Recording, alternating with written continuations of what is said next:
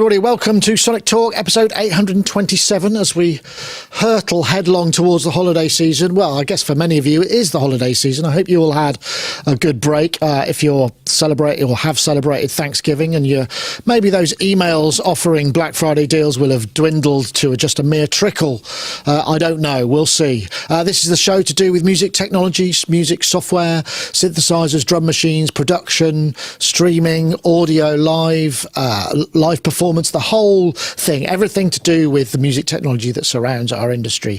We welcome you one and all. Want to say thank you very much to our friends in the chat. If we go to IRC, nice to see the Vampire Project, Battery Operated Orchestra, James Glue, Frank Vian, Robarth, Melted Cheese, Dubstation Zero, Beats and Tapes, Man with Beard, of course Wagoo's there, keeping you all under control, making sure you don't post any Lonely Hearts ads or any of the thing of the like, and also manning the controls behind. Thanks, Wagyu, as ever, much appreciated.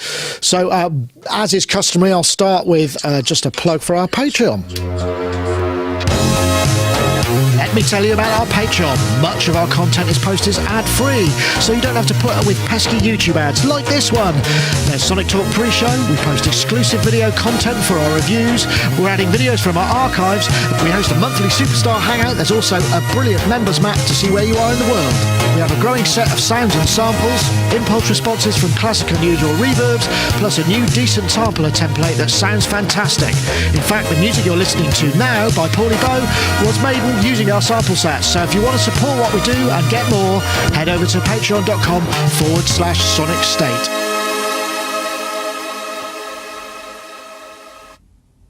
Yes, indeed. So let's get on to our guests. We were going to have a fulsome one. I do apologise to Rich Hilton in advance. I didn't see that he wanted to be on the show, and I did try and get him in, but our emails crossed in the night and he had to move on to other matters. A busy man. Anyway, lovely to see all of you folks. Let's start with Gaz. Gaz Williams there in Bristol, in his Bristol garage. I guess it looks more as we get to the night time. The nighttime hours. Well, it's not, is it? It's winter hours, so there's no sunlight streaming through because it's normally a very bright room. And you're going for the sober jumper because it's very chilly these days. So, how are you? Are you well? Yeah, really good. Thank you very much. Been quite busy. I've been posting up. Yeah, I saw you've been doing a modular project. You've got a kind of a modular project. I forgot. I do apologise. I don't have the name to hand, but you and a drummer, right? Yeah, quasi-modal. Yeah. Oh, you mean quasi-module? Well, it sort of means quasi-modal is sort of like. Is it sort of like quasi means like kind of, sort of? Yes. Approximately or something like. And then modal, as in, is it modular? Music. Modal? Is it quad? Yeah. So it's, yeah. We liked it. But yeah, that's the thing that's interesting for me. And Greg White is the man who is the drummer. It's great drumming. Yeah, he's superb. And it's the fact we don't use a click track. And I think for me, that's made it really special. We've been doing it now since February, and we're just approaching getting it ready for gigging now. So we're just putting our heads over the parapets or whatever, just like having a little, we're just starting to prod those sort of, just to see what the kind of interest in it is. But the fact that there's no click track, okay, that doesn't sound like such a big deal, but what it allows, though, is it allows for a much freer approach to the rhythm. So some of the things that I'm doing quite often have a rhythmical kind of pulse, which, is a bit like a click. It gives some sense of tempo, but Greg can choose to ignore that if he wants. And we found something to be quite interesting. He's such a really good player, and he's got a phenomenal range of abilities. He's played in, Afrobeat bands, jazz bands, rock bands, electronic projects in the past and stuff. So he's got very broad sort of musicianship. But it's the fact that he can interpret what I'm doing in a multitude of different ways. If there was a click coming in, especially if it had the sort of the high click, beep, whatever, you'd have a sense of where the downbeat is, also a sense. Yeah, that's true. So he can do what he likes. Yeah, and he can kind of push and pull and swing and do all sorts of things that kind of click tracks. I mean, it depends on the drummers, but they inhibit. They're likely to inhibit, aren't they? Very inhibiting, yeah. And and then also this thing which I think is fabulous is that sometimes he just plays in his own time, ignoring any time cues from me, in a very deliberate sense. And this becomes quite interesting because when you listen back, because he plays so confidently. The time base, he sort of owns the time base, and then anything that I'm doing, it just seems to just sort of fall in line. I mean, I'm maybe making manipulations in response to the tempos that he's playing in, but I think what's happened over years and years and years and years and years and years and years is that the musicians have been constrained by ruthless producers forcing things onto the click. Forcing it onto the grid. And, I think it should be the drummer who is in charge of those things, and, let the other stuff just fall in line. Let the time be controlled by the drummer. Sometimes, if there's, more complex things that I'm doing, sometimes I need to make certain rhythmical things more, push that a little bit more to allow him to really latch onto it. But generally, we don't need to do that. And it's sort of, and I think there's a bunch of videos on my YouTube channel under the Quasimodo. Yeah. If you haven't seen any of this, please check it out. I'd love to get some feedback on that. I've had some lovely comments, so thank you if you have commented on that. But it is this idea, if you listen to it, it's really dynamic. In the most recent one that I've posted, it drops down really quiet and dynamic, And like a lot of the time when you play around with electronic music, you don't have true fluid human dynamics. So this is kind of part of what's really interesting to me. But can I just say one last thing about this? Because I'm dilemmaed about this, and I'd like to ask everybody about whether this is just me being stupid or not.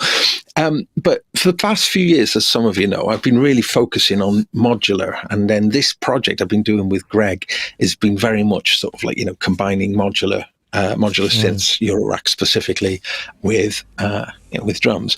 But then and especially coming towards doing gigs, if you've got like a complex patch on the modular, to kind of repatch or to make a set with very, very different musical kind of sounds and pieces across a set, modular is just not the best platform for that. And then this thing turns up.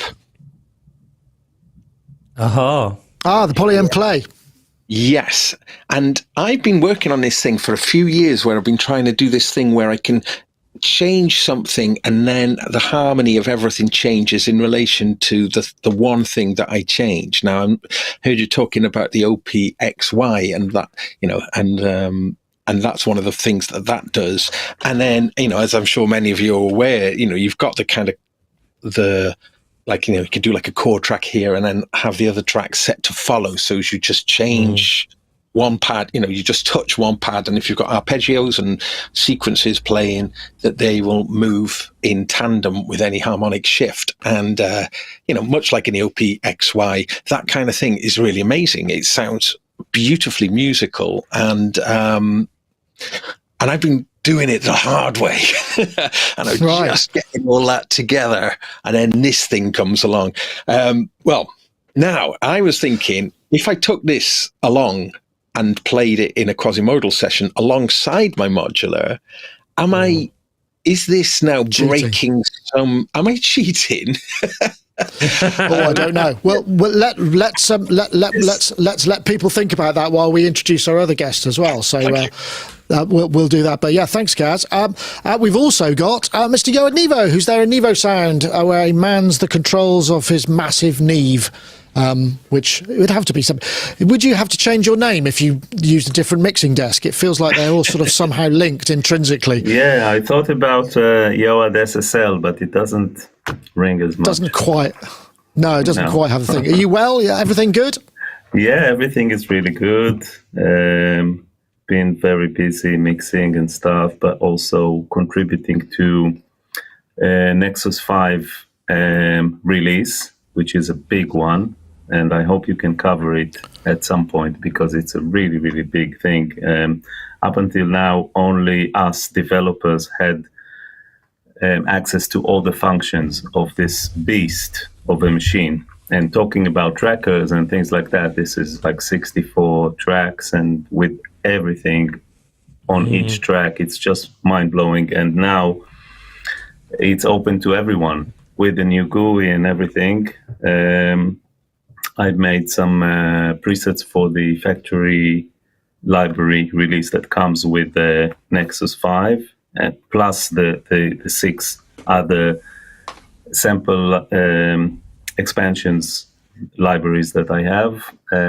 So it's really, really exciting. Amazing job on the GUI, new effects. It's a very, very capable synth in terms of wavetable, virtual analog, plus the amazing capabilities of the sampler, which can do up to 64 layers of whatever you decide, whether it's round robin or velocity layers or anything in between. So it's really, really powerful. So that's very, very exciting. Also, speaking about modular, Applied Acoustic Systems released VC3, which is their plugin modular, and I contributed 10 patches to that release as well, and that was very exciting. Nice. Yeah, so that brought. And your album's out today, right? Sorry? Is your album out today? Did I see that somewhere, or actually officially released? That was out a couple of weeks ago. We okay. Talked about that. I've been on LinkedIn, and it's sort of the timelines are really kind of vague, so I'm not used to the way that it throws it up. Yeah, so it's been out for a couple of weeks, and it's been doing really well, surprisingly, and that makes me very happy because I can now work on other stuff. That's the first time I release anything under my own name after thousands of, productions, mixing and whatever not to other artists. So yeah, all very exciting stuff. Excellent. And of course we have Paulie Bow, who's there in Birmingham. Paulie's just done the actually tonight 6:30 we've got the Madrona Labs Sumu 5 Minutes with. Do check that out. It's a premiere this evening at 6:30. It's only about 5 minutes, so it won't interfere with anybody else's streaming plans, I'm sure. How are you, Paulie? You well? Not bad, thank you. I have also been in quite a sort of modular place because last weekend, just this weekend gone, Robin Vincent from Modular came down to Birmingham, and we had a bit of a prep for a set we're doing for Synths in February, which is really, really cool because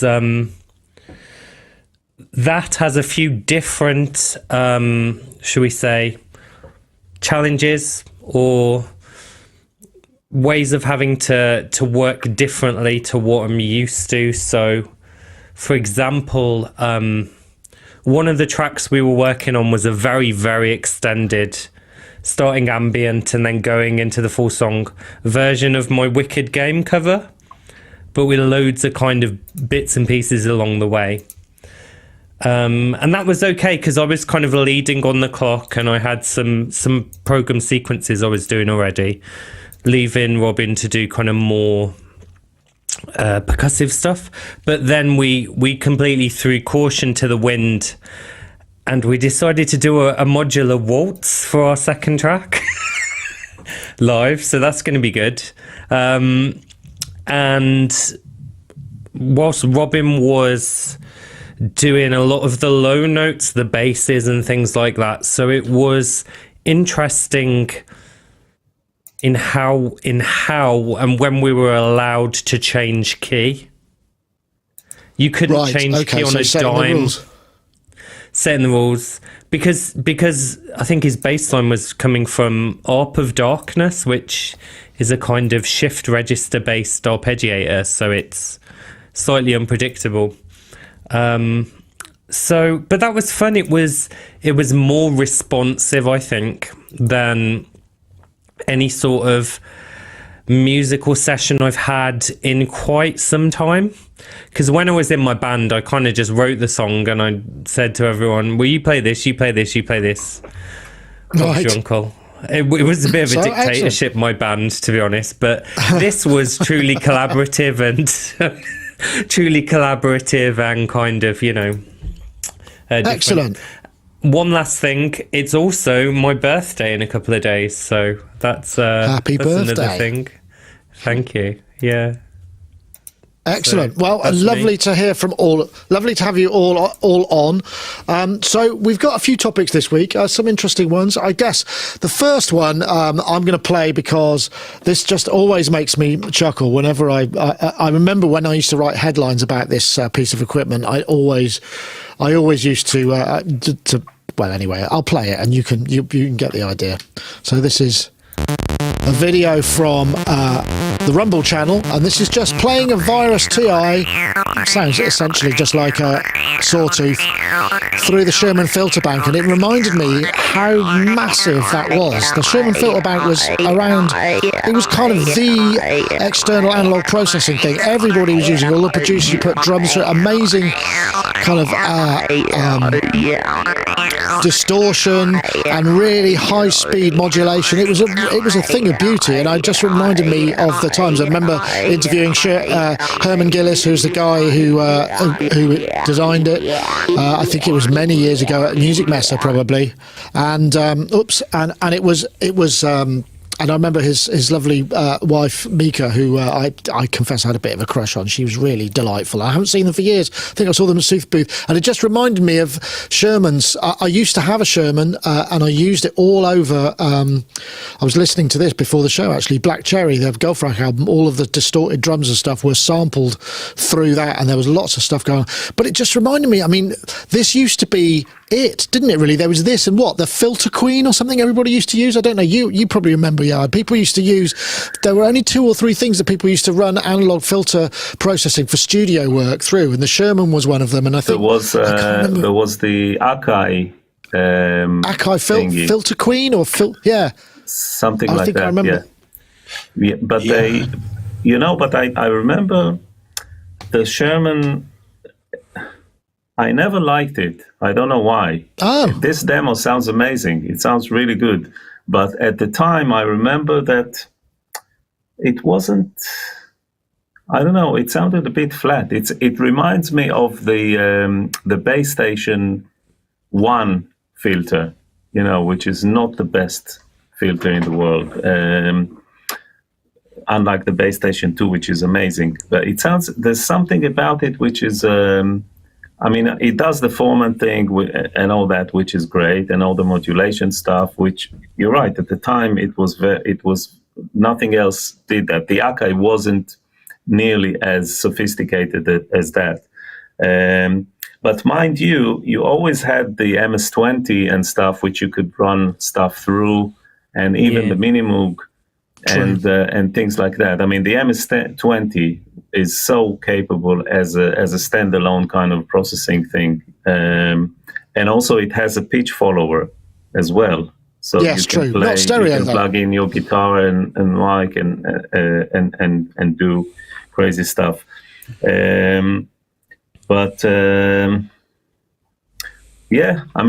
I don't know how relevant it is these days. It does have a unique sound, but I'm not sure if it's, I don't know, it doesn't have the warmth, or maybe it's too clean or something. It doesn't have the I don't know. harmonics. Right, because I remember nice we used to use harmonics. it for the input stage. The input stage was vicious, and you could drive things to with, you know, real analog drive was insane, and it had inbuilt kind of dynamic limiting, so there was sort of compression and sort of drive, and I just used to love that stuff. I know, Gaz, I mean, in the 90s everybody was putting their samples through it. I remember it vividly, you know, they were just, it was the kind of the producer's outboard, wasn't it? They must have sold tons of them, a bit like the way that the Kemper sort of has become ubiquitous now. The Sherman filter bank was kind of this, in a different way, obviously a different thing. I had one for literally a few days, or even less than that, because I bought a job lot of stuff from a sort of defunct studio that included one of them, and me and Jason Jervis of Get Jervis fame, we split it all up and sold it all off. And I always kind of just have a little twinge thinking, you know, I should have held on to that one. But I mean, it came back now, isn't it? There's a new, I mean, for a while, I think they were starting to go for quite a lot of money. And then in recent times now, you've got I know there's like a Mark II, but there's a similar form factor. Because that was the thing about it, wasn't it? I mean, it was quite an unusual form factor, because you could sit it on the desk, couldn't you? And have it that sort of strange shape. It wasn't really like anything else. So I think that was possibly something that really contributed to its popularity. You'd see it. It really was a very noticeable thing. I mean, in that example in the video there, it was rack mounted, but I never saw them. There is actually. I'm just looking on the Sherman site now, actually, and I can see that. It had a MIDI through capability, which is really bizarre. I think that must have been the Mark II, which was really useful. And the fact that it was stereo and you could phase the stereo, so the oscillator you could generate stereo from it. There was also a dual Sherman filter bank as well, which I'm trying to see what that was called. Well, a Eurorack kind of version comes to mind. That would be very relevant, I think. Yeah, even it would make sense. Without all the capabilities, you know, in a smaller form factor and all the connectivity and stuff. That would be amazing. What was the other? The Electrics one as well. That's the one that I used to see all the time. The Electrics Filter Queen.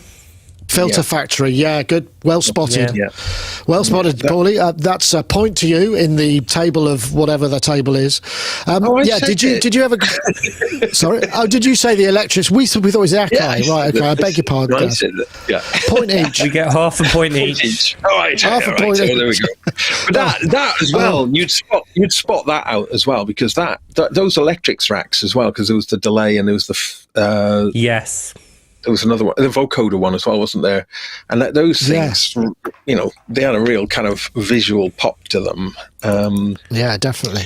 Yeah, great big button, I seem to remember. Today, though, I mean, one of the things I think people tend to overlook in this, you know, like stereo filtering is the analog heat from Electron. And even if you got hold of a Mark I, which you see them going for a reasonable price, that does stereo filtering, and actually, I really like the sound of the filter on that. It's a multi-mode filter, and of course, you know, you've got, you know, because the thing about that one is, you know, the focus is more on the kind of drive circuitry. But like the second circuit on the analog heat, which is the saturation circuit. The saturation circuit. I love that, putting that through, drums through that, kind of clean with a bit of breakup, and then the filter. Yeah, lovely. Yeah, that's a good shout actually, because the analog heat plus effects is pretty cool. I know, Paulie, did you ever come across the Sherman? I'm gonna lose so many industrial cool points here, but no, I never actually used it in person. When you first told me about using it on Black Cherry, which, by the way, is one of my favourite albums, I've told you that before. I'm convinced it's why you've gave me the job. Flattery will get you anywhere. No, essentially, I like the concept of. It's basically a synth without oscillators, really, isn't it? Because it's got an envelope with follower, an audio input, distortion, audio input, distortion. I don't know if the original one had FM, but the new one does. You know, so you could FM the filter. But what it kind of reminds me of is a kind of modern day version, potentially, of the kind of gristalizer concept. I think that was one of the first, effects boxes with filtering, distortion, VCA kind of tremolo on it. I wonder when that came. So, I think the Sherman came out. That was late 70s, I think. Ah, okay, fair enough. Yeah, but the Sherman came out. Yeah, but the other thing, early 90s. The other thing that I did play with once, because a friend had it, is something in a similar vein, and it was the Jomox T resonator. I don't know if you ever tried that one, but it's a similar sort of thing because there's a bit of drive, there's filtering, but there's a couple of delays on the input, and that's sort of a very simple, similar concept. But yeah, so never use the Sherman, but I do use similar products for envelope following. I'm a big fan of envelope following. And then a bit of filtering and distortion and stuff like that. Richard from Pittsburgh just sent me his Wolf channel strip, which is amazing because you can use it as a VCA with an envelope as well. So I've been using that for a bit of smudge. There's one of your favourite words. And, saturation and distortion. So I'm a big fan of kind of analog processing. Yeah, nice. Actually, I'm just trying to remember. I think I remember what you were talking about. Yeah, from what I recall, the resonance used to be kind of basically off or too much on the original Sherman. It was very hard to introduce any resonance, any sort of finessed resonance. It used to just scream or not be there at all. So yeah, fair point. In a I way, should probably just take. Sorry. In a way, similar to the JD. Right, yes, the filter in the JD, yeah. Yeah, 800? Which is like a kind of nasty thing, but in the analog domain. Yeah, no, that's a fair point. Okay, I'm just going to take a quick break and we'll be back after this. Introducing Plasma by iZotope. Intelligent, intuitive saturation. With groundbreaking flux saturation technology, Plasma adaptively enhances your tracks by applying saturation precisely where and when it's needed, ensuring a dynamic and polished sound. Unlike traditional saturators that apply a static effect, Plasma's dynamic processing ensures your mix or master sounds consistently balanced and professional. Whether you're looking to quickly warm up your sound or douse your track in secret sauce, Plasma's intuitive interface and easy-to-use controls have you covered. And yes, you can use this on everything. And don't forget, you can save 10% by using the code SONIC10 at checkout. Once again, we thank iZotope for the continued support of the show. Back to our guests. Yeah, so anyway, let's have a look. We'll see what else we've got. There's some interesting topics this week. I think I'm just trying to think whether we should go to the business heavy one, or maybe we'll go to maybe I'll just go to the ALM busy circuits first, because this is a really interesting little device actually. So let's play that. Yeah. New module, MCO MKII, ALM busy circuits, which, as far as I can tell, is a real tour de force in the UI design. 6 is HP. A compact and highly versatile multi-synth voice and VCO module, inspired by 90s and early 2000s digital synthesizers. It offers a broad collection of fun and exciting synth voice programs with extensive, fully customizable parameters. Spanning all voices is a chord setting, built-in envelope generator and VCA, plus freely assignable modulation from both external CV inputs and 3 onboard LFOs. The MCO provides a wide range of musical sounds in a convenient and compact 6 HP form factor with an easy to use. Yeah, I'll let you watch the whole of that at your leisure. But one thing I liked about this is like one knob, one button, and a really sort of just cleverly designed UI. Gives you, I think it's got virtual analog, FM, wavetable, vocoder, SID, additive. There may be other stuff as well. 2296 HP just looks like a really useful thing. I'll come to you first, Gaz, because I know you're always looking for ways to squeeze more into your live rig. Is this the sort of thing that really appeals to you? Yeah, very, very much. For a bunch of reasons, really.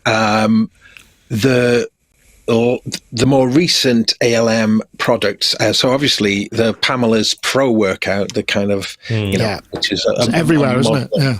Everywhere, yeah. And the new workout was an incredibly successful one. And then the Pro Workout is, I've got both. And the Pro Workout, in fact, I've got 2 Pro Workouts now because they're so good. They're so useful. But what's especially good is the screen and the UI is so clever. Now, there's something that I think that is so brilliant is that, like on this, for instance, you've got 3 CV inputs, and it's going to be similar to the MFX that they do. So what you can do is on every single parameter, you can, like, let's say you had like a CV coming in on CV1. On every single parameter, you could have that CV affect the parameter, every parameter at the same time, with offset and attenuation for every instance of that. So a single control voltage could change everything if you wanted it to, by, varying amounts, yeah. And then and offset to be, the useful space. And that sort of, and it's really nice, and intuitive. You just, you think, okay, one knob, and there is a thing that you kind of press and hold the knob for. You can change the settings in the menu as well for how long it takes for the kind of. So you can get it to suit, right? Okay. To suit, yeah. But I mean, so then, you take that really good, tried and tested interface from their previous modules and then apply it to this now, which is the Mark II. The Mark I, of course, was really highly regarded as a digital oscillator, but this kind of expands it in so many ways.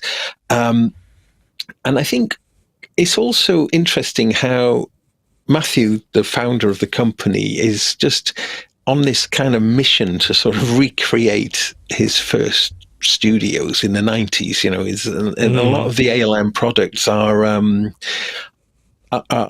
kind of, taken from those kind of 90s studios. Example being, they make a module which is an EQ, but it's taken from the Tascam Porter Studio EQ, or based on. Yeah. So they're quite specific and quite, interesting it's like ideas. A concept brand, like a concept album, but a concept brand. That's kind of a concept range. That's an interesting idea. I didn't know that. That's brilliant. Yeah.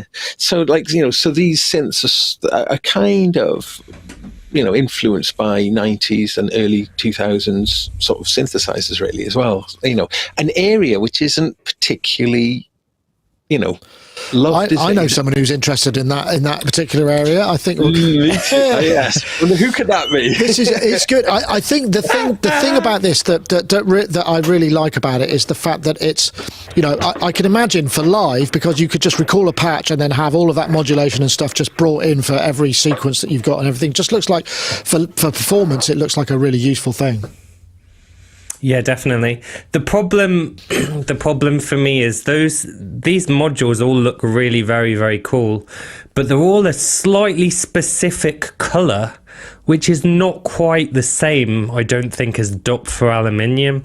So if I'm gonna want to get this module, I'm gonna have to get several other of the modules, which might not be a bad thing, because I like the look of their Sizzle CZ Yes. 101 phase That's distortion. the phase distortion one. Thing. Yeah. So that might not be the worst thing, but the highlight of this module for me is the SID mode, where it has the picture of the little guy from International Karate Plus, the game, standing there. He's the icon for it. But I was slightly disappointed that there's a version of that sprite in the game where his trousers have fallen down, and I was disappointed, that it wasn't that didn't use that one of the graphics, But maybe it would have brought the tone down a little. Maybe it could be an Easter egg, a synth Easter egg, Deepant the SID mode. But yeah, it's very varied. The UI looks absolutely lovely. I have a number of what I'm going to term complex digital oscillators with built-in VCAs. Essentially, things which are approaching modular in a module. Things like the Dust of Time. I've got some Gotham and stuff. I've got the Meta module. I've got the Vinia. This one looks like the easiest to use of all, and still very varied in its kind of tonality. So yeah, I think Nice. I think that people who are looking for, who don't have a load of obsolete junk laying around, will go for this for a bit of 90s 2000s vibe. Yeah, definitely. Basically. I know, Johan, I guess you can appreciate, I know that modular isn't necessarily your bag, but you could probably appreciate the simplicity of the UI design, because I know that's something that you UI. obviously work. Yeah. Yeah, I like the UI. I like the concept. I don't fully understand how you can save and recall patches and let alone name them, unless you do the little kind of thing where you scan all the letters and advance like that. Just do that. And the question is, so I see that it can do chords. So the question is whether it can play polyphonically, which I presume it can't through just VCO and stuff. I think you set the tuning and the intervals between the notes, so you between can the chords, and also I presume you can modulate that. Yeah. Yeah, but I couldn't see that it can quantize to a scale when you do the chords. So it's just yeah, because that could be very useful. I think that the MIDI input to access the polyphony would be nice, because then you could use it as a paraphonic kind of module within your rack.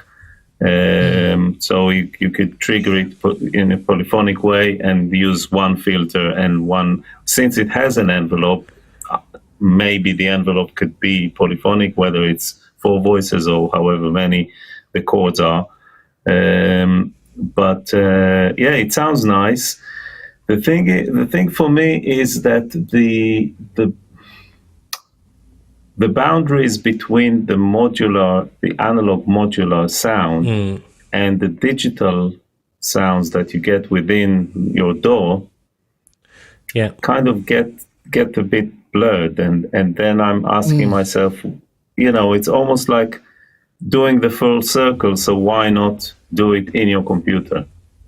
And with regards to what Gaz was asking, whether it's cheating or not, all we do is about cheating and smoke and mirrors. I mean, that's all we do. That's the definition of what we do. Yeah. So I don't really understand if you can get something done with a laptop, and I find it a little bit, I don't know, the fact that you have to bury your laptop down so no one can see it, so it looks like you're doing everything. I don't get that. I think that whatever works is what you should be using to make your music, because otherwise you're getting into territories which are, for me, unrelated.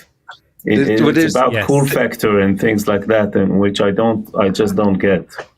There's that story, isn't there, about the guy, this a guy in London making reggae and then having like a thing about, am I cheating? Am I being inauthentic? So, so move to Jamaica and then make reggae in Jamaica, and then going, I still feel it's a bit unauthentic. I'm using sampled drums. Oh, I'll use real drums. Oh, actually, I'm using fake skins, so I'll use real goat skin heads instead. Oh, I'm feeling it's a bit inauthentic using, because I end up, raising goats to be able to get the skins to make. And then someone says, okay, now you're doing that. What's the music like? You say, I don't know, I'm too busy farming the goats, Exactly. Yeah, well, that's there is that. That's a fair point. Anyway, no, it looks like a great thing. It's also available as a VCV rack. Is this available as a VCV rack? I think it is as well, which is kind of interesting. Oh, that's cool. Yeah. That's cool. There is. Like any online community, there is a very gatekeepy kind of element to the modular community, I find, where you've got to do it this way, you can't do it that way. So I imagine that a few people in the audience would be upset slightly if they went to a modular gig and saw something other than modulars. But I think that would be a very small proportion of people, because I think actually most make good music, actually, Exactly. yeah, most people are actually pretty chill, and all the people I've spoken to are deeply involved with modular are really lovely, so should be fine. Yes, fair point. Fair point.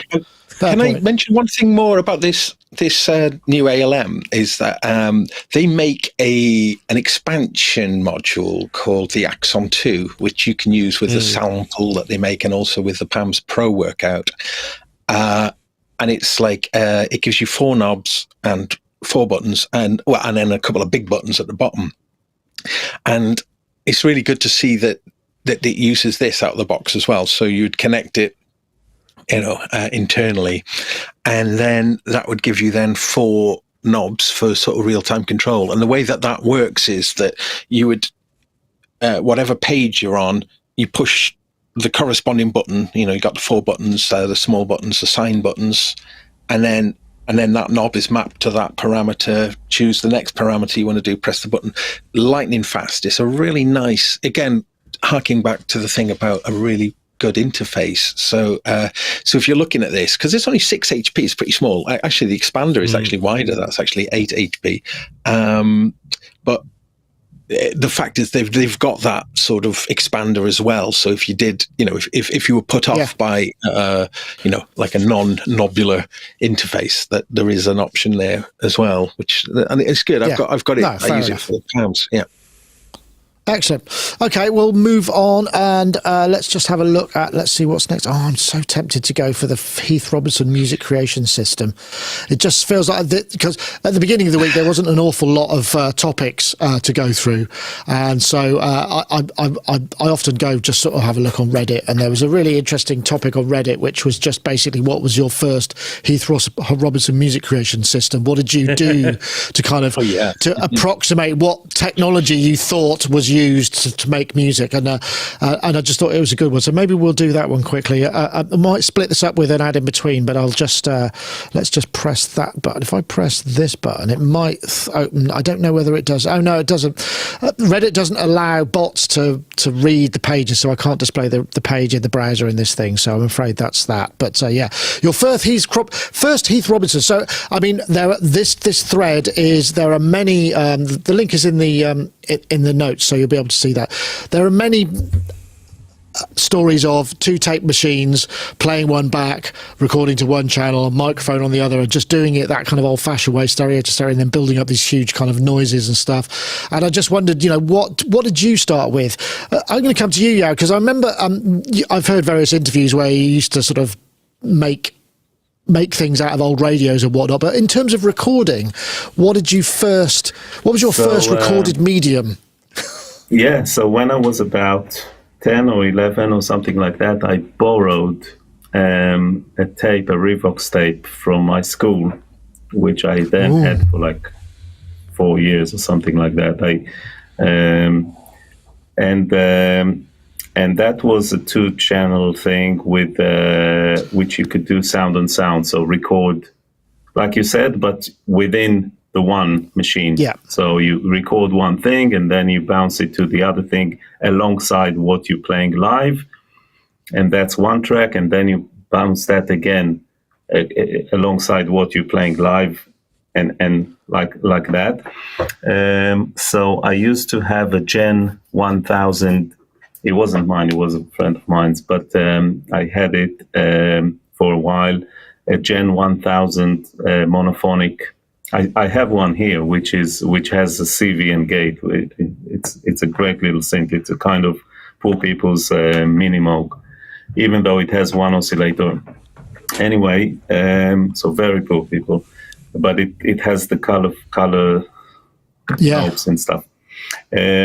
Anyway, so I used to have that, and I had a drum kit which I mic'd.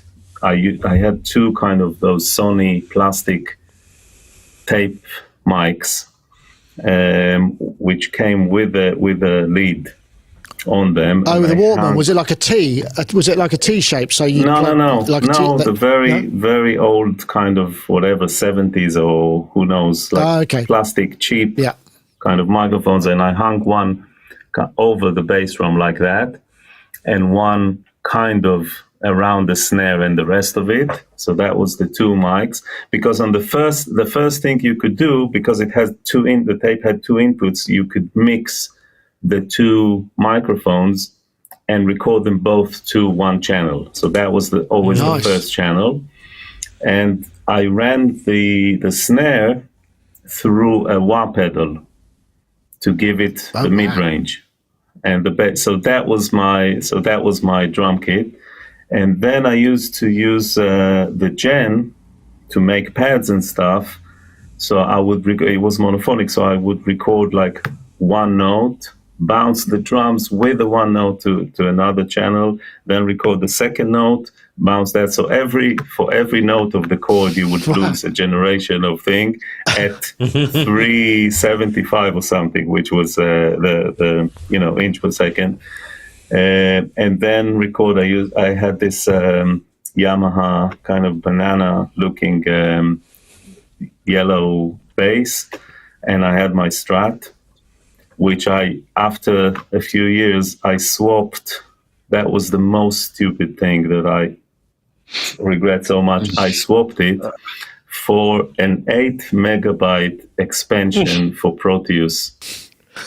Like a US 79 Strat. At the time, I was so excited about having 8 megabytes of samples because it had the tabla and stuff, which didn't. I still have this bloody Proteus, and I keep looking on eBay for this guitar. It was such a great guitar. Anyway, so that was that was my setup. Also on the first track, you could also use a feedback thing, which would give you like a tape delay thing, but only on the first track, because it would involve, obviously both channels to do the feedback. So that was my first setup. And then I had the Fostex X, whatever it was, the 4-track, and that was like happy days. And I used to, and then me and my friend bought an RX-15 and Yamaha drum machine, and the QX7, and we used to record timecode to channel 4, not timecode, FSK, sync thing and all that, and that was happy days. That was like a luxury. Yeah, that was it. When you had to lose one of your precious tracks just for timecode to add all that extra stuff. I'm going to come to the rest of you, but before I do, I'm just going to play a message from our friends over at, I think it might be Native Instruments. This cyber season, choose sound with savings from Native Instruments. Get 50% off instruments, effects, and sound packs. The best production tools in the game with the biggest savings of the year. Offer ends December the 5th, so hurry. We thank Native Instruments for their support, and now back to the show. Okay, yes, so I'm sure everybody's got a story. Paulie, how did you start? I'm guessing it's probably microprocessor based, but I could be wrong. Trackers, possibly? Yeah, so I'm making a guess. Trackers on the Amiga with 4 mono channels of 8-bit sampling, which was enough, for a 12-year-old to mess about with, get some loops and stuff like that. But when I did get a little bit more serious, I bought a MIDI interface for it. And then I used to take home keyboards from school, like various Yamaha, PSSs and PSRs, which had MIDI, to build up bigger, more complex arrangements. I think the version of Octamed on the Amiga I had at the time could do 64 MIDI polyphony. So that was good. That was a step up from 4 polyphony. Certainly. And then for recording guitars, vocals, things like that, I had a Fostex XD5 multi-track, quite big thing, which did me till about, I'm going to say 2000-ish, when I saw, I was going to uni, about to go to uni. A friend had just got a PC with Windows, was it Win 98 or Windows XP at that point? I think it was 95. No, it wasn't 95 or 98 in 2000. 98, yeah. Running Cubase VST version something 5 or something, and that was it for me then. Basically, I just never went back, really. Well, I have gone back to my Amiga stuff, but I never went back to tape. And now it's so perverse, but we put plugins on things to degrade them tape. and make them sound crappy, when Like in the day all we wanted, all we wanted back in the day was a clean, lovely recording. Yeah, isn't that funny?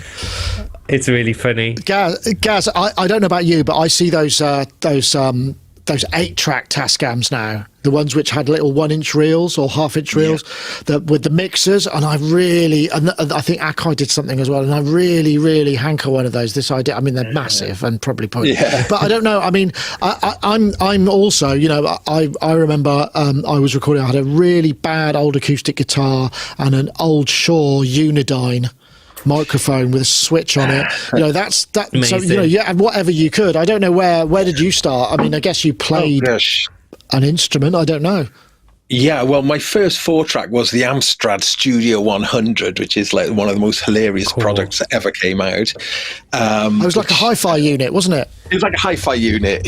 And these hilarious, the faders, when you took God the bless Analog Sugar.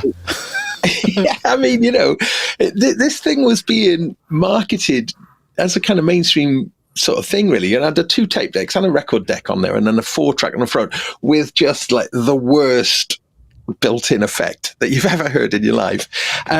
But I think in terms of like Heath Robinson contraptions, I was just trying to think about like in a sort of around 93, 94, me and Frank, who has been like a long-term band member of mine, and makes the Wellspring reverb, actually. That's yes, I saw Starsky Carr's review. Well worth checking out. Yeah, beautiful thing. It sounded lovely, didn't it? Yeah. Yeah, it's just like I feel finally Frank's genius is out in public. So he's always been amazing. We tried to kind of pioneer this really complex way of recording bands, where I'm trying to remember the exact way we would do it, but we would get the band to. And we would have to use a click track for this because it was the only way we could do it. We get the band to play a section of the verse, and then we would then record it onto DAT, and then we would change what parts are going on to DAT. I might be wrong. I can't quite remember the details, but it'd be something like this. You know, we'd put up a few microphones, and we had a little Spirit Folio mixing desk that we were using. We'd have everything going into that, and then we would capture like the band would just play around on the verse, round and round and round, and then we would capture the drums onto the DAT, then mute the drums, and capture the bass onto the DAT, mute that, then capture all of the parts, you know, until we had the DAT. And then we had 2 Akai S950s. And then we would meticulously take the parts off the DAT then into the sampler, and then by,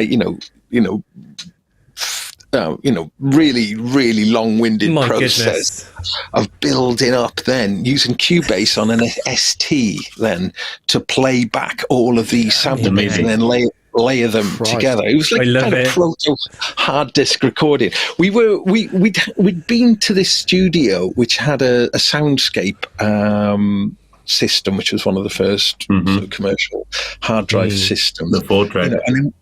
Yeah, and we were trying to work out how we could do that, and so we come up with this thing.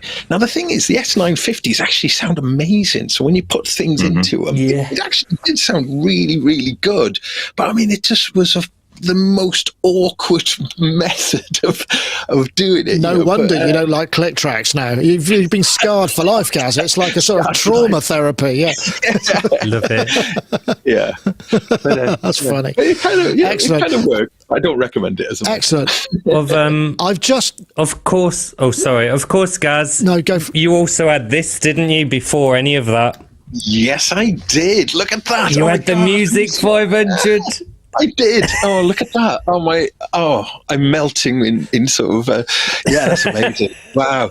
And it is a 500, not a 5,000. That's what I had. I had the 500 and then I got it, the EEPROM, to turn it into a 5,000. Yes. Okay. So you could do some intelligible sequencing. I've just realised that we forgot. I forgot. You didn't forget. The top 5 game-changing synths. I don't know where. I just didn't see it. It was the lines are too close together. So we should probably. Have we got time to quickly do this? How's everybody fixed for time? Definitely. Yeah. Are you okay? Yeah, I'm okay. My kids aren't even All right. here. Okay. Well, I'm going to press this. So free. this one is this one. Here we go. This was top 5 game. This is on Gear News. Oh gosh, it's all bloody. I don't know what's happening. Let's see. There we go. Top 5 game-changing synths. This is on Gear News by a chap called Adam Douglas. And the list goes Osmos, Volca Bass, MS-20 Mini, Mini Brute, Behringer Model D, Dope for A100. I'm guessing Osmos, obviously, we know it's groundbreaking because it's a completely new thing. A Volca Bass was probably one of the first super cheap analog devices, I think. So that feels fair enough. MS-20 Mini, not sure. I would suggest perhaps it is the next talking one about would this be in the last 20 years, though, or this millennium, isn't it? I think so. It's quite. But it's so subjective. I mean, of course it is. Why do you think I put it in here? There is no right answer. Controversy. I've got a couple of things. Sorry, I was going to say before we get there. There's a couple of things that I would like to say as putting as contenders. I would swap out the MS-20 Mini for the Minilog because I think that was the cheapest. That was a very affordable polyphonic analog synthesizer, 4 notes, and it's still a great instrument. Huh? I thought. I don't think it was. No, I don't think it's only 5 here. And I would also say the DeepMind 12 has to go in there because that was a real groundbreaker. And I would say maybe Hydrasynth as well, because that was again, or Polybrute, Matrix Boot, Polybrute. So anyway, there was my suggestions. Okay, so sorry, Johan, I did cut you off there, but you're right. It is anything in there that you'd like to see. Let's put it that way, rather than disagree. So DeepMind, definitely. You know how much I love DeepMind, and I think it's a classic as well. I just love it. The Hydrasynth is also amazing. It's cheap. I have the small thing, the best of whatever it's called. The Hydrasynth. I can't remember what it's called. Thing, which is amazing because it has a polyphonic aftertouch keyboard on such a thing that costs like less than 400 quid or something, and it's amazing. But I have to go back, unless we're talking about the past 20 years or so. Because I think we are a bit. I think that I didn't get that because I had obviously the Mini Moog in there and various other things. But I think I don't know. But have your say, Johan. I think you should just say it anyway. Yeah, for me, the most amazing thing was the Kawai K5M. So that came out alongside the D50, and I couldn't afford the D50, and I'm glad I didn't. I couldn't because I got the K5M, which is an additive synth, which has 15 parts over 4 outputs. And that was amazing. That was absolutely amazing because at the time you could only get the FB01 or something like that, and that was so much better. And that was a proper multi-timbral synth, and I did so much with it. And I think the display is you can barely see anything, but all my presets are there. Obviously, I have them backed up on various Sound Diver and things like that discs. But that was amazing. That for me was amazing, and it had those kind of crystal bell digital sounds, which at the time were just. It was trying to be a D50 unique in a way, to have all the kind of fantasy sounds and all that. Yeah. It didn't quite go. It couldn't quite go there, but the basses were so. I mean, you could do dubstep on. I mean, you can do dubstep on that. Yeah, thing, yeah, which, definitely. You know, because it has. You can just dial in. And talking about additive synthesis, I think that the way it works is genius, because you have 4 groups. And you can assign the harmonics. It has either 64 or 128. Let's say you use 64. You can assign all the odd harmonics to one envelope, all the even to one, or individually select them by group. And then you have 4 different envelopes. So the stuff you can do with it, and it has a big screen. Amazing machine. Really, I've just got. a little bit noisy. I agree. I just got to interject here. I've realised that I've totally misrepresented Adam Douglas. It's actually 7 modern synthesizers that are transforming. So completely, I do didn't want to apologise. say anything. I completely, yeah. I was too embarrassed to say anything. That's speed reading, and yeah, I do apologise. I take full responsibility for that one, and editorial responsibility. Well, interest. We would have to include some of Behringer's stuff in there. Yeah, because, at least one. Yeah. Because the stuff that they make, I think, are really amazing. And at some point, what I would like to do, I have all these old synths. I have about 40 analog synths, if not more. And at some point, like for practical reasons, I know that they're worth more and they're kind of precious and all that. But if it was up to me, which it is, but I'm too lazy to do it, I would just get rid of all this junk and get all Behringer stuff. Honestly. With USB, everything works. Thank you very much. You plug it, it turns on. You don't have to tune it. You don't have to do anything to it. And it just works. Like the reason I rarely use those things is because when you switch it on, you don't know what's going to happen and stuff like that. So that's a fair point. That's one of my. Okay, I'm going to save you from yourself now, Yoad, and move on to somebody else before you say anything too controversial. No, I'm not ashamed of that at all. No, I know you're not. It's fine. Proudly. I'm only joking. Gaz, anything you'd like to see in there? Well, I mean, just to clarify then, that article then is about what are the modern game-changing synths, hence that kind of time period. And so my premise is completely wrong. So if you just like to recalibrate on a dime, based on that article. But I mean, so what I thought I'd do is one from my own past, and then one which I think which would fall into this kind of the article's criteria. And the one from my past, I would say the Yamaha QI20, not strictly a synth as such, but just this. For me, that was an amazing. It was a game changer for me, because that was like a little sequencer and a synth, 8 channels. You could do all sorts of stuff with it. You had like built-in sort of patterns and stuff, but you could kind of program them as well. And I think it was the all-in-one nature of it, and it was portable, battery-powered. Size of a video cassette, wasn't it? Yeah. Size of a video cassette, and I loved that thing. It was, I mean, and I think as well, I think it had, for its time, and it had MIDI. It had MIDI ports on there, so you could plug a full-size keyboard in, which I did. Novation even made a MIDI keyboard that had a special slot in it that you could mount the QI20. That's what launched Novation. Yeah, absolutely. Wow.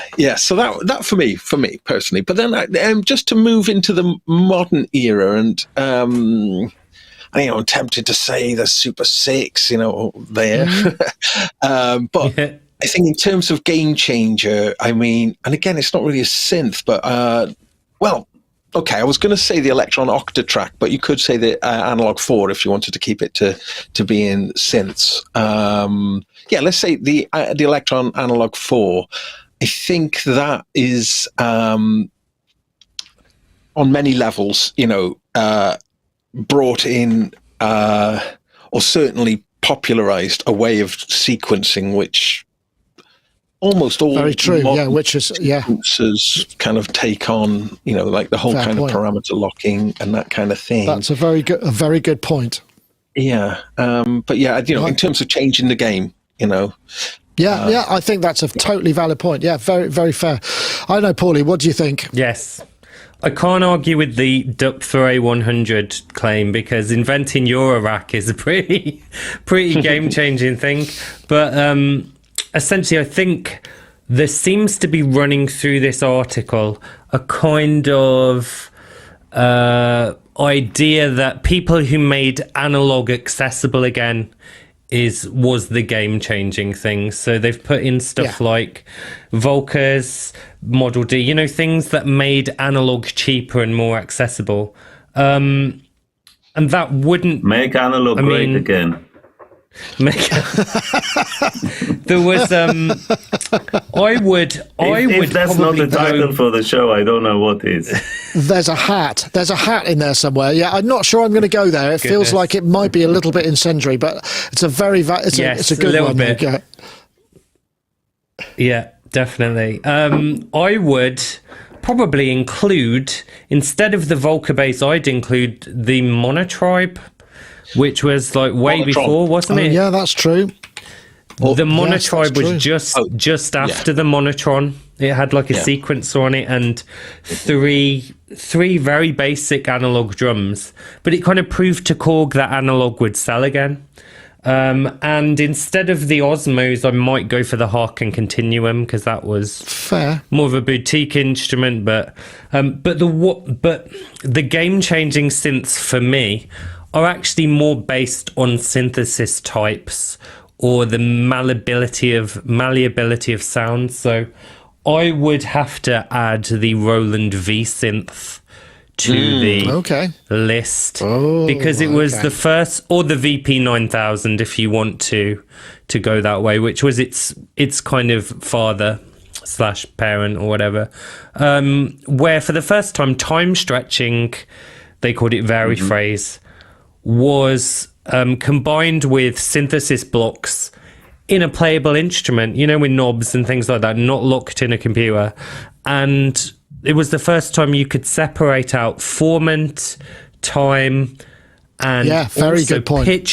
pitch data from non-pitched sources. And I think a certain type, you went to that DSP conference, didn't you? That kind of audio developers DSP conference. There's a kind of grain of audio developer who has continued to go down that track of separating things out from audio forever since. And I think the V-Synth / VP 9000 was essentially the first in that domain. So there we go. That's a very good point. I actually, now I'm thinking about it, I would also put a shout in because the first one, I think the Arturia Microbrute was that not the first really affordable, because that came after the Monotron, I think perhaps, and it was before the Volkers. And I remember reviewing that and just being kind of amazed that there was a synth with the type, and it was affordable then. I think, and they still make it. I think maybe the Microbrute was the first. Do you not think, Gaz? Oh gosh, timeline. Wasn't the Mini Brute? The Microbrute, the Mini Brute was out. Maybe the Mini Brute was first. Yes, maybe it was whichever one of the Brutes was. Yeah. Oh, the Mini Brute would have been first. Yeah. Yeah, the Mini Brute then. Yeah, fair enough. That would be it. By the way, I have both.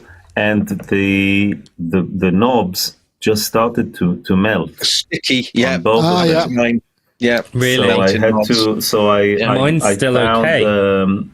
I found kind of colorful ones. You can't see it. It looks really nice. So it looks, I think, better. They both look better than the original kind of greyish ones. But the sides and the covering will all go sticky as well. That's the thing with it. Yeah. Here's a tip. You can use a soft cloth and some WD-40 to sort of wipe the gunk off. Andy was doing that because we had a couple of Zoom H4s that got all really sticky and horrible, and you could make them not be sticky by using WD-40 and a cloth. I need to sort out my Waldorf, the microwave XT and the Q. The knobs are getting like horrible. Oh, okay. Well, I mean, even though I completely blew the topic, I think we all get the drift, and so it's interesting to explore some of those synths. I'd just like to quickly, before we go, just sort of mention, I think there was a couple. So 6:30 tonight, there's Paulie's Madrona Labs Sumu 5 Minutes With is going. We've got a Roland P6 coming. And don't forget to vote in the Gear of the Year polls. There's a few polls. There's actually, the current round is the best promo video, which I think should be fun. And there's a lot to choose from there. So do all of that. And of course, we'll be back next week as well. So Gaz, are you streaming tonight? Yes, I'm going to stream. And I'll tell you what I'm going to stream about is I've got a session with Greg, a quasi-modal session tomorrow. So I was going to be preparing for that session. And then I just kind of thought, I think I'll make that preparation public. So, and I'm going to be using it in conjunction with this. So I'll kind of go through a little bit of and then I'm going to be making some videos from that session tomorrow. So it could be quite an interesting process for people to join me. There is something I want to say though. I just checked to see if it was still available because I was just looking, it was a Black Friday deal. I didn't need one for myself, but I thought it was an absolute killer deal. The Zoom the essential ones. These are ones I'm absolutely passionate about. Phenomenal. The H4 in the essential range is they do WEX. I mean, this might just be for Britain, I'm afraid, but I don't know. Maybe they do international. But the H4 handy recorder, essential one, is 140 quid at the moment. So that's got your XLR. Does that run as will that run simultaneously as an audio interface, or do you have to switch modes with it? Can you? It'll do both at the same time. I don't Possibly know. not. But they also do. No, thanks for the tip. Pirates. And the H1, the H1 essential handy recorder, £76. Now why these are brilliant is because you don't need to set the gains on them. This is we talk about game changer. This is the game changer for me. 32-bit. Put in a recorder. Game changer. Plug in. Hey. Don't worry about it. You don't need to set really, and it won't clip, and it doesn't clip. Nice. Wow. You just press record. It's amazing for jam sessions and stuff. You just capture stuff, and that's how I do all the recordings for the Quasimodo. I got the H6 Essential.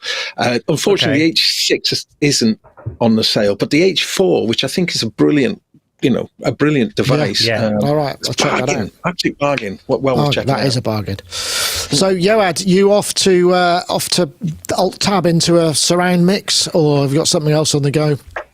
I am, and I actually, maybe we can talk about it another time, but I'm using now the Dolby Atmos Composer environment, which replaces the Dolby Atmos renderer.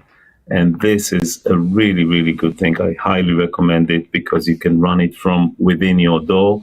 You don't have to go outside to another application and virtual drivers and all that. And that means that you can bounce offline. So a really, really good piece of gear. Really enjoying it at the moment. Right, highly recommend it. Yeah. Nice one. Paulie, what's next for you? I guess you're going to be you're working on a couple of reviews for us, but I'm sure you've got other things going on. No, actually, I'm kid-free tonight, so I'm going to just get into a bit of synthesis and playing about with a few bits that have been sent to review, so that would be lovely. Nice, excellent. Purposeful, mindful experience. That sounds great. Okay, folks. Well, thanks very much for watching. That was Sonic Talk episode 827. We'll be back next week. Take care, everyone. See you later. Bye.